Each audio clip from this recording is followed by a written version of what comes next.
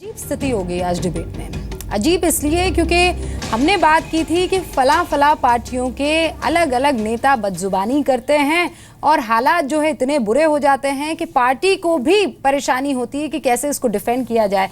लेकिन जो सब डिफेंड करने आए थे वही इस पूरे के पूरे दलदल और दंगल में फंस गए। मुझे लगता है आप लोगों ने अपना मसला डॉक्टर पात्रा और नवेद साहब सुलझा लिया होगा। मैं अब इसको नए सिरे से शुरू करना चाहती हूँ। मुझे सच में नहीं अच्छा लगता है कि मेरा कोई भी मेहमान यहाँ आए और परेशान होकर और दुखी होकर जाए। हम लोग डिबेट कर रहे हैं तो उसको व्यक्तिगत ना बनाए। नवेद साहब, मुझे लगता है आप भी अग्री करेंगे, डॉक्टर पात्रा आप भी अग्री करेंगे। रूबिका जी, मुझे 10 सेकंड हाँ बस अभय जी एक सेकंड, हाँ एक सेकंड, क्योंकि ये दोनों रूट है ना सर, इसीलिए।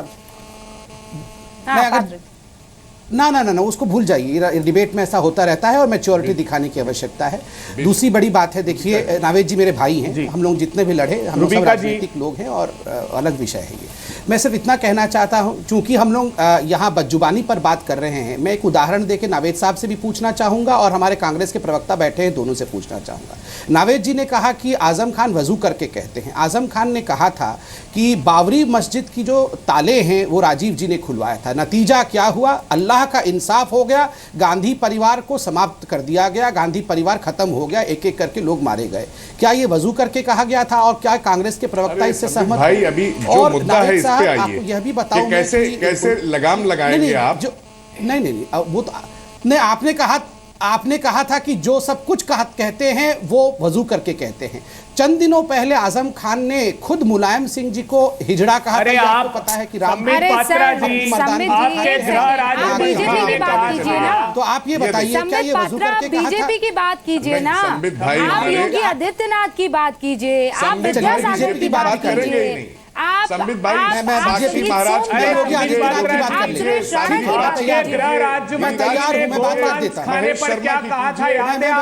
संजय बालियान की कीजिए। उन्होंने कहा था कि वो भूल गए।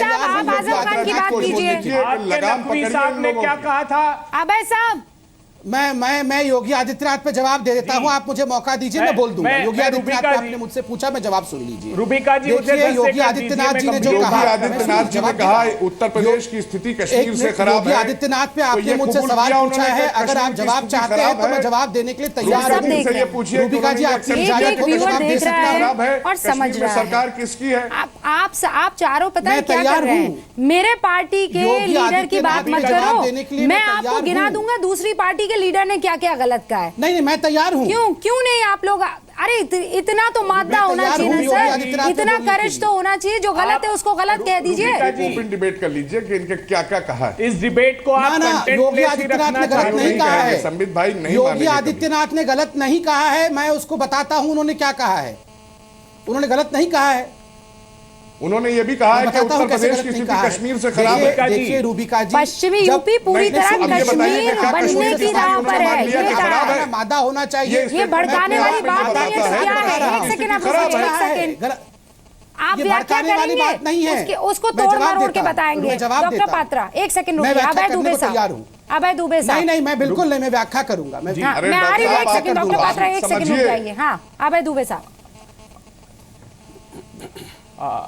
देखिए रूबिका जी, मुझको लगता है कि आपने बहुत अच्छे विषय से इस डिबेट को प्रारंभ किया। मैं सिर्फ 3 प्रश्न करना चाहता हूं संबित पात्रा जी। इससे भी अधिक गंभीर बयान वो हैं जो संवैधानिक पदों पर बैठे हुए लोगों ने उत्तर प्रदेश में आकर कहे हैं। उनका अर्थ मैं बताता हूं आपको।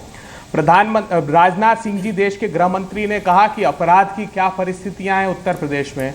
मैं राजनाथ जी से पूछना चाहता हूं कि आप भी उत्तर प्रदेश के मुख्यमंत्री जी थे, राजनाथ जी। राष्ट्रीय अपराध रिकॉर्ड ब्यूरो की रिपोर्ट जो आपके मंत्रालय से जारी होती है, उसमें आप जब मुख्यमंत्री थे 7,601 हत्याएं हुई और 7,964 हत्या के प्रयास हुए।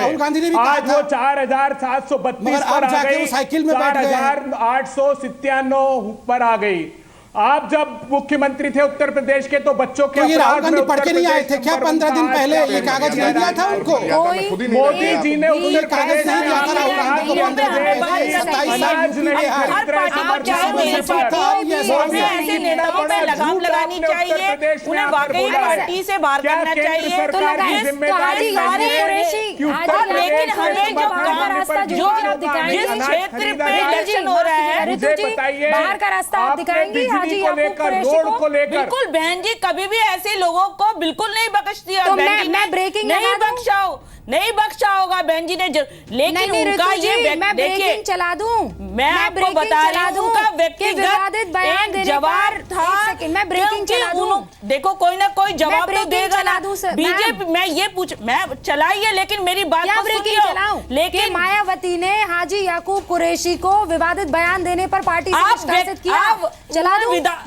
नहीं, आप देखिए बीजेपी के नेता को सिर्फ उन्होंने जवाब दिया अपनी सोच से, क्योंकि कर्फ्यू लगेगा तो नमाज बंद होगी। स्टैचू ब्रेकिंग, नमाज बंद, पत्थर की मूर्ति ब्रेकिंग या कर्फ्यू बंद अच्छा, हो। तो ये जो आप अयोध्या में क्या कहते हैं, देखो तमिल पात्रों ने अपना पत्थर की मूर्ति, अब ये बताएंगे जो आप चुनाव के समय राम भगवान को निकालते हैं। स्टूडियो में एंकर मैं हूं मैम, रुक जाइए एक सेकंड। नहीं, मैं इनको जवाब दूंगी।